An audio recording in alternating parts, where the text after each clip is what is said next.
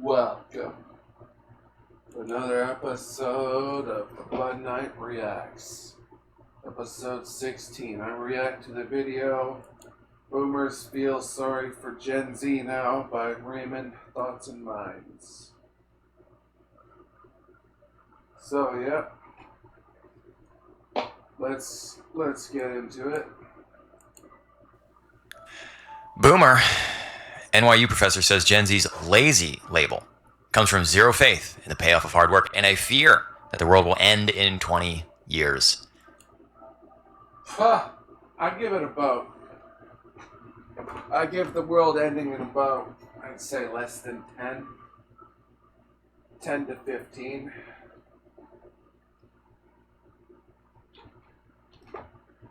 Already heading for a shit show already, so yeah. We're already in a shit show right now, so yeah, I give it 10 years. I'd say also Gen Z and millennials too, so yeah. Anyway, she looks like Sarah Palin. Remember Nayland Palin? Remember that? I remember that like it was yesterday. Nayland Palin.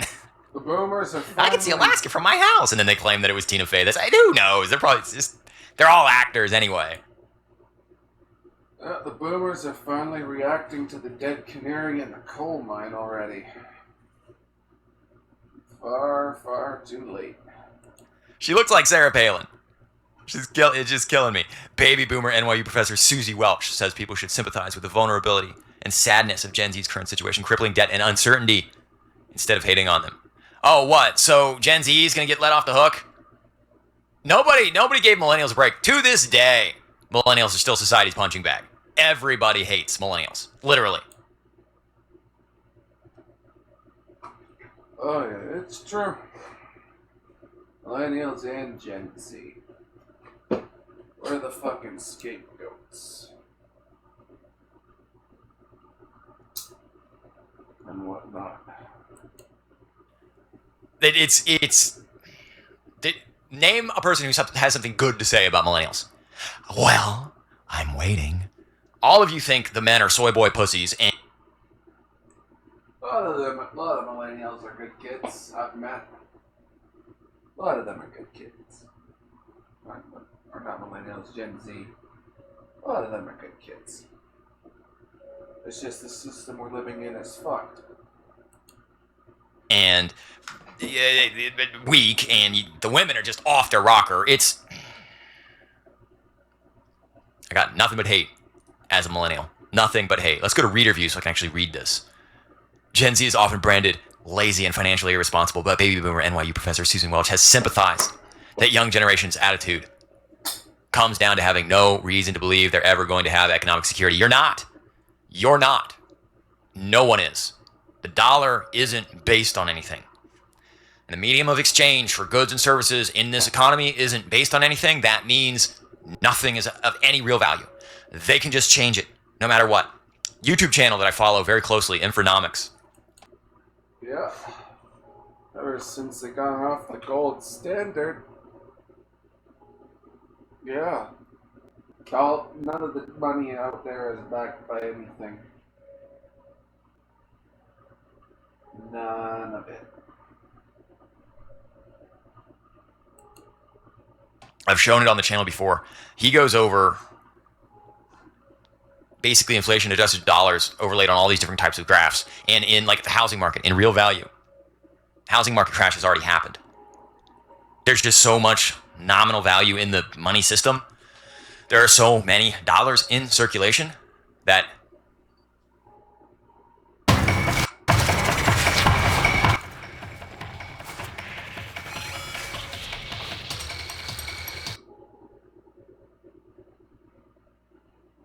nominal prices, as in the numerator, the number. The house could say worth 165, but in reality, if you adjust it for gold or whatever, it's 140, 130, 120. It's just the dollar isn't worth that much, and by extension, Yeah. In Canada and whatnot, there's a whole bunch of condos and whatnot that ain't selling.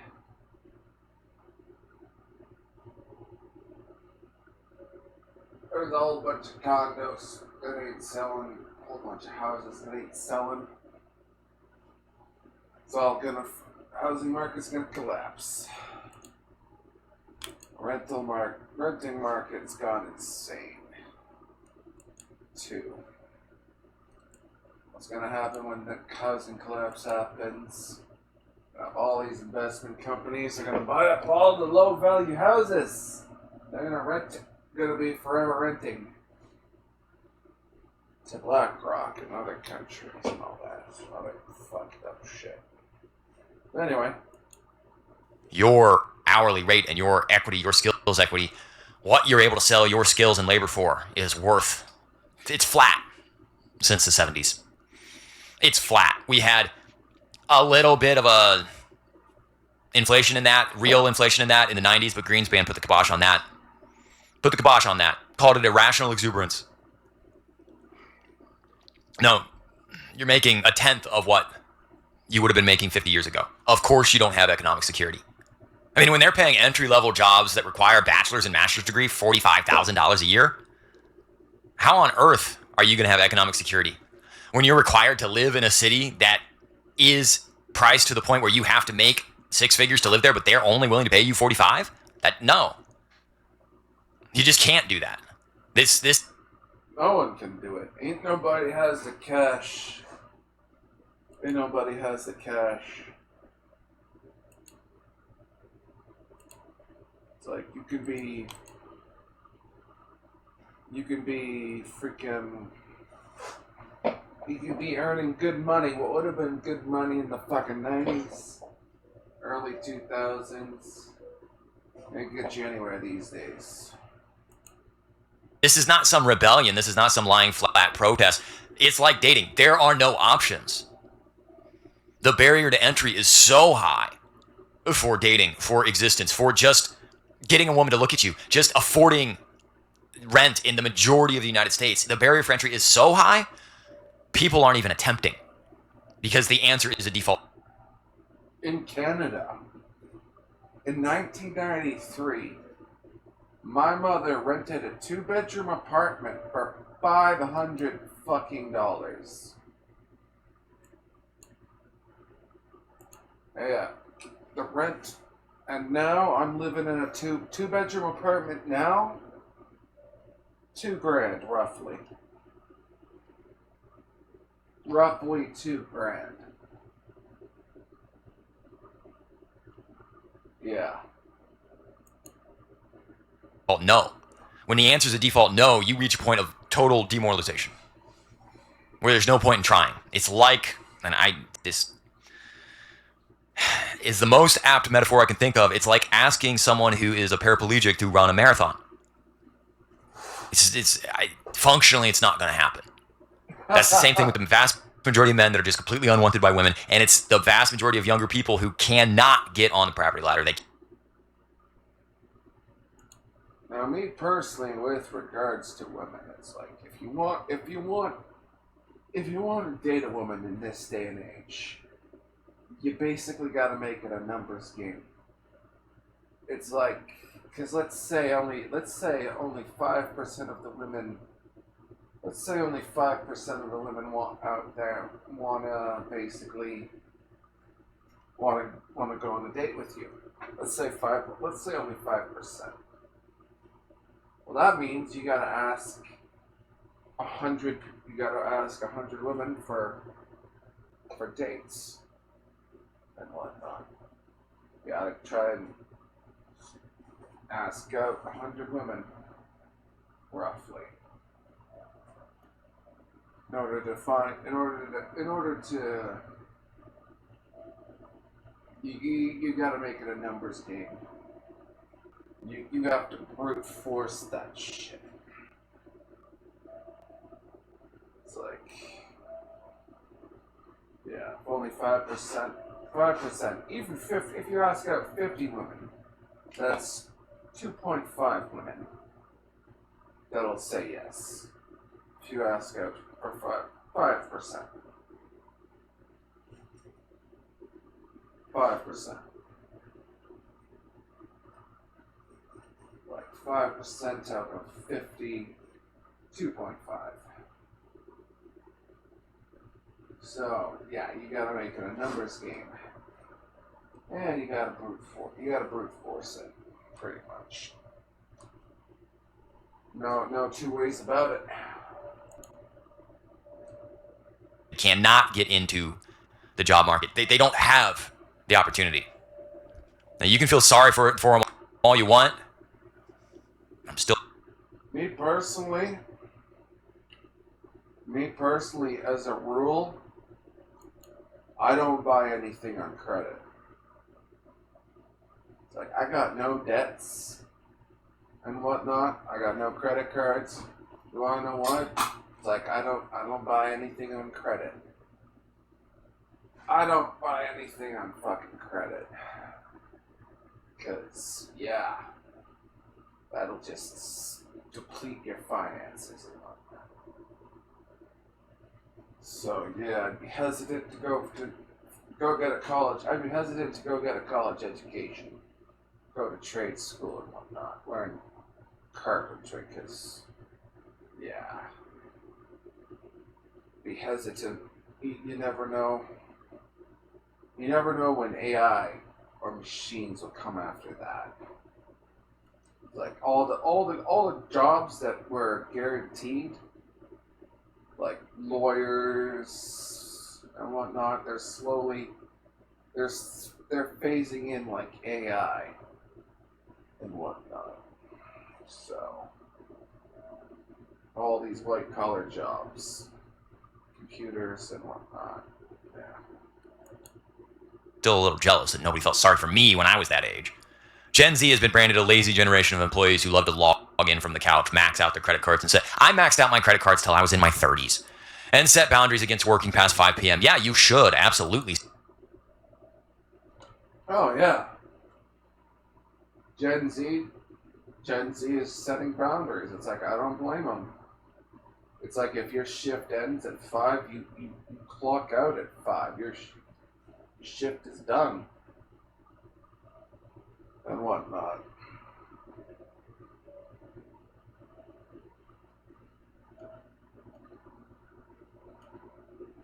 It's like every generation has been called out for some bullshit. It's not that Gen Z is lazy. It's like the jobs don't pay out. So it's like you get what you pay for, you know? Anyway. Set boundaries about working past 5 p.m. That's ridiculous that you're expected to work past 5 p.m., especially if you're only paid to 5 p.m. Although the young cohort of professionals have previously called out their naysayers for not understanding their unique situation, now leaders are stepping in to back them up. Well, that's a first. So this is another quintessential example of how, okay, sorry, if you were born between 1985 and 1995, just figure it out, whoopsie. Like they say the war between men and women, the pendulum swinging back, the younger generations are going to have a shot. Well, what about me? I'm 36. Where's my shot? Oh, right. I was just born in the wrong time. Gen Z has no reason to believe that they're ever going to have economic security, Susie Welch, professor of management practice at New York University, said on a recent podcast when asked about the generation's lazy label. I think that she's following that Scott Galloway model. And he's an NYU professor. That Scott Galloway model of, no, we need to throw him a bone and give him a little sympathy. I don't know about you, but I'm old enough that when I was in college, I thought for sure I'm going to have more money than my parents. And no, they put the kibosh on that. I remember them. There was a full frontal media campaign against. They wanted millennials to know that you were going to be the first generation that was going to be worse off than your parents. The first generation in American history to be worse off than your parents. Oh, yeah.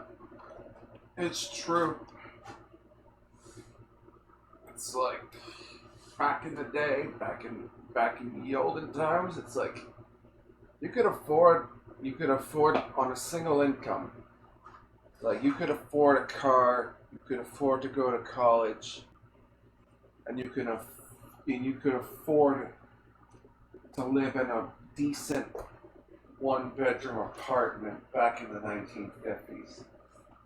All of that working something like a part-time job or something like that. You know, you could afford all that back in the day. And now, forget it. Rent has gone insane. It's like price of vehicles, price of living, cost of living, everything's gone insane. Meanwhile, the fiat currency we got is backed by fucking nothing. So, yeah. It's just, its value is perceived by, I don't know, like, its perceived value and whatnot. They absolutely made sure they beat us over the head with that over and over again. Tiny homes, carbon footprint. Now, worse off than your parents. Don't have kids. It's too expensive. Everything is too much. You can't date. You can't get married. You can't do anything. Yeah, I don't know how some people have kids in this day and age. That shit is just too fucking expensive. On a single income, yeah. It's like, you'd be fucking working every fucking day to keep them in fucking daycare while you and your partner would be working your asses off, pretty much being paid for all that shit, you know. All you hear is no. They beat us over the head with that.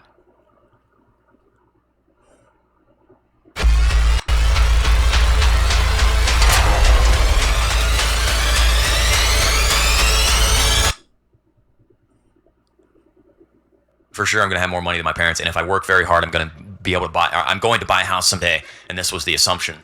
The newest class of workers are raised by their Gen X and baby boomer parents with a clear career path, attend a prestigious college, land a high-paying job, and climb the corporate ladder to C-suite success. Thank God that is dead. Thank God.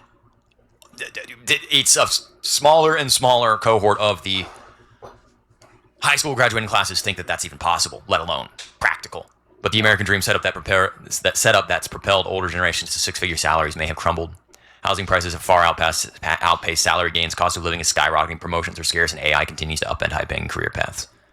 Plus, there's general unease about the state of the economy and the environment. The economy. It's the economy, stupid. And Gen Z are skeptical if they'll even be around to enjoy the fruits of their labor. No, I don't think they're worried about the environment taking them out in 20 years. Yeah, the environment, it's like, how is, I don't get it. It's like, how is all this carbon tax and whatnot, and all this carbon footprint bullshit, it's like, how is giving the government more money gonna make the global warming stop? You know, how's that gonna happen? I really want to know. I think they're worried about civil war, taking them out in 20 years. Oh, yeah. No, I'm worried. What I'm worried about is, it's not going to be a foreign war that's going to be happening. It's going to be a fucking riot. It's going to be a fucking riot, you know. It's like, what happened in Canada? It's like, what's going to happen when people have decided they've had enough and start fighting? It's like, what in Canada, what's going to happen when people decide? It's like, I don't like the neighbor. It's like, I don't like the neighbor that's beside me that's a different skin color. I'm gonna do something about that. It's like, that's what I got to worry about.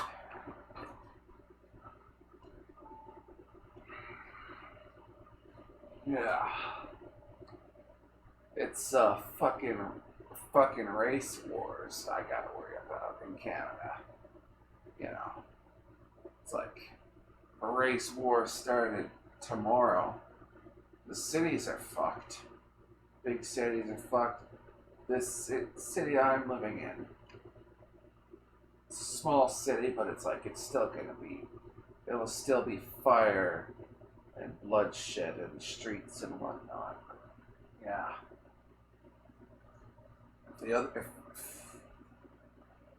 That's what I worry about. Because yeah, in Canada we brought in a lot of immigrants. And yeah. You ask most young dudes, they're ready. Like 20-something guys who can't get laid, they're ready to go. Like it's spend 5 minutes on Twitter, honey. These guys are ready for the Fuhrer to come back. It's fervent. It's wild. Like I've never seen this type of rhetoric in my life. Like I'm 15 years older than these guys. And I'm seeing people post things that I would have never dreamed, like beyond American History X extreme. Like, holy God, that's just being tossed around by big YouTube channels too, like big creators, people with like serious followings. They want a white nation. Like it's bad. It's bad. It's not like it should terrify. Yeah. Yeah. People have been fucking noticing all that immigration that's been going on. And they haven't, it's like, not too thrilled about that.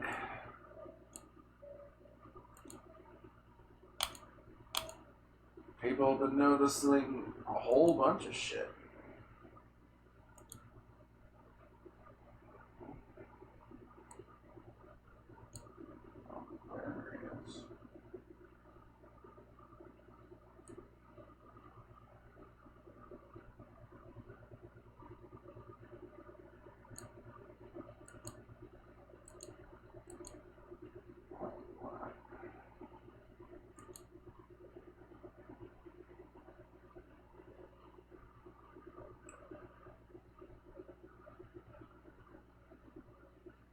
Yeah. People have been noticing a lot more shit that's going on.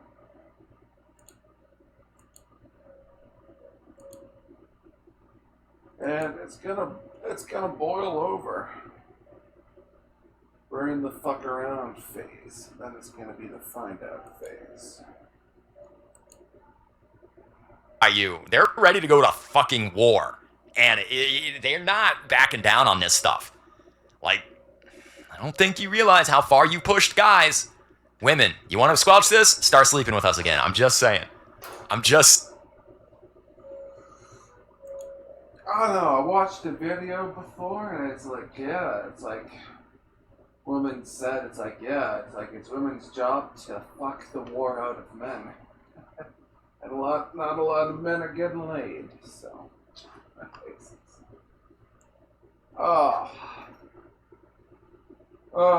What I say, it's like, I'm ready to watch shit go down, personally. I'm ready to watch shit go down. Do I want shit to go down in my city? No, but do I want to watch some shit go down? Fuck yeah.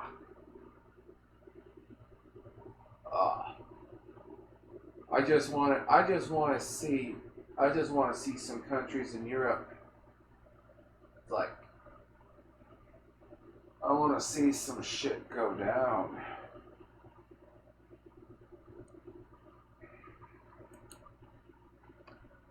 Saying the world is probably going to end anyway because of the stupidity of your decisions and your generation made. No, that's not why they think the world's going to end. I'm serious. It's war. They think it's war. Instead of managers beating down on Gen Z for their perceived lack of ambition or workforce indifference, workplace indifference, Welch encouraged others to. Yeah, right now, I got a bottle of whiskey in the fridge. I got some mixed vodka in the fridge. More of a jungle juice type scenario. And it's like, moments some shit goes down, I wanna fucking drink that shit properly. I want to watch some shit go down. I want to be on the rooftops, blasting some Black Sabbath, watching some shit go down, you know. That's what I want to fucking do. To consider where their apathy may be coming from. It's very, very hard, Welch said. So I think it comes out looking in a way that we don't understand the sort of place where a vulnerability and sadness that it's kind of coming from. Fortune reached out to Welch for comment. Gen Z's naysayers and supporters. Gen Z has been the punching bag. Well, what about the millennials of older generations who have decided that young workers are simply less motivated and hardworking than they were in their 20s? Oscar-winning star Jodie Foster had... Save once? Nice. Save every time. Oh, fucking ads on YouTube. Jodie Foster? What year is this? Like, she was a thing in, like, when I was 10. She had a, like she was maybe a thing there. Jodie Foster? What? Had some harsh opinions. Let's see. Yeah, Jodie Foster says Gen Z are really annoying to work with because they don't use proper grammar and turn up to work at 10:30 a.m. Yeah, well, you know, honey, that's good luck finding anybody to show up to it. Have you worked in an office? None of those bitches get started before 11. They roll in at 9:30. Oh, traffic. Oh, the train. Oh. All these Gen Z, they show up at 10. It's like, well, were they scheduled to work at 10? Were they scheduled to work at 10? It's like 10 a.m. What? 8-hour shift? 10 to 6? It's like, that seems pretty reasonable. Oh, this is at 10 o'clock. You have a stand-up at 10 o'clock or 10. You got to schedule your stand-ups for like 11 in the morning to get anybody to show up to them. It's ridiculous. Now, workday does not start till noon for most people in corporate America. Let's be honest here. Instead of hit crime thriller True Detective, she labeled the young staffers as really annoying, especially in the workplace. Jodie Foster's bitching about people being okay, Jodie. Saying that when you come into work late because they weren't feeling it. The actress Whoopi Goldberg. There's another paragon of opinions I care about. And some Guinan. We're gonna find out what Guinan. Guinan was the only role that she ever did that was worth a damn. Also has a terse word for Gen Z boomer who's how many hours does Whoopi Goldberg work on The View? Under immense stress, pressure, and chaos. That's why I've never heard of her. That she thinks didn't exist.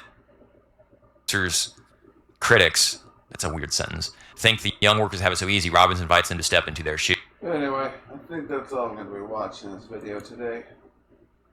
I'm your host, the Blood Knight of the Old Republic of Bloodganistan. Like, share, and subscribe, and yeah, peace out, folks. Peace out.